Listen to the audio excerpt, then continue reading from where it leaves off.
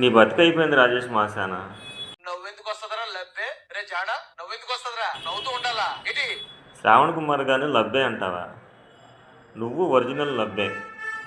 ఎందుకో చెప్పనా? క్రిస్టియానిటీ కోసం పనిచేస్తానని వచ్చావు. హిందువుల్ని బీజేపీ వాళ్ళని అమ్మనా బూతులు తిట్టావు. వైసీపీ పార్టీలో చేరావు. తెలుగుదేశాన్ని జనసేనాన్ని ఇంకా అంతకంటే ఘోరంగా తిట్టావు. ఇక్కడ ప్లేట్ ఫిరాయించావు. తెలుగుదేశంలో చేరావు. వైసీపీ పార్టీని తిడుతున్నావు. నువ్వు వచ్చిన కాన్సెప్ట్ ఏంటి? నువ్వు పనిచేస్తున్న విధానం ఏంటి? క్లారిటీ ఉందా నీకు? పోనీ ప్రవీణ్ పగడాల అనే ఒక గొప్ప క్రైస్తవుడిని చంపారని ఆ సమాజం అంతా గగ్గోలు పెడుతుంటే అక్కడ సాక్ష్యాలను తారుమారు చేయడానికి నువ్వు పడ్డ తపన, ఆ యొక్క వర్షను అటకెక్కించడానికి నువ్వు చేసిన విశ్వ ప్రయత్నాలు నిన్ను నీచంగా చూసింది ఈ సమాజం.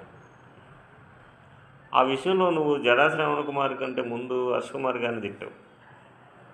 అంతకంటే ముందు త్రిపులార్ సంకనాకి పివి సునీల్ కుమార్ని తిట్టావు. ఇప్పుడు నీ మీద తప్పుడు కేసులు ఎత్తి ఇచ్చినందుకు జడా శ్రావణ్ కుమార్ గారిని లబ్బే అంటున్నావు. ఇట్లాగే వీడియో పెట్టి పొగిడావు కదా, శ్రావణ్ కుమార్ గారు గొప్ప లాయర్ అని, రూపాయి తీసుకోకుండా నీ కేసు వాదించి నీ మీద తప్పుడు కేసులు ఎత్తేయించడని. విశ్వాసం లేని కుక్క అనడానికి నువ్వు కరెక్ట్ సూటబుల్. నీ క్యారెక్టర్ ఇలా ఉందని చెప్పి ఈ తెలుగు రాష్ట్రాల్లో ఉన్న రాజకీయ పార్టీలు అన్నిటికీ తెలుసు కదా. నిన్ను ఇంకెవడు వాడుకుంటాడు? నీకు అన్ని రాజకీయ పార్టీలు నిన్ను వాడేశారు. ఇక నిన్ను వాడాలంటే కండోమ్ వేసి వాడాలి నిన్ను. లేదా నువ్వు తమిళనాడు, కర్ణాటక, మహారాష్ట్ర పోవాలా, వేరే లాంగ్వేజ్ నేర్చుకోవాలా, అక్కడ వేరే ప్రయత్నాలు చేసుకోవాలి. నువ్వు ఇక తెలుగు రాష్ట్రాల్లో నిన్ను వాడుకోవటానికి ఏ రాజకీయ పార్టీ లేదు. నువ్వు ఎవరికి అవసరం కూడా లేదు. యూజ్ అయిపోయావు నువ్వు.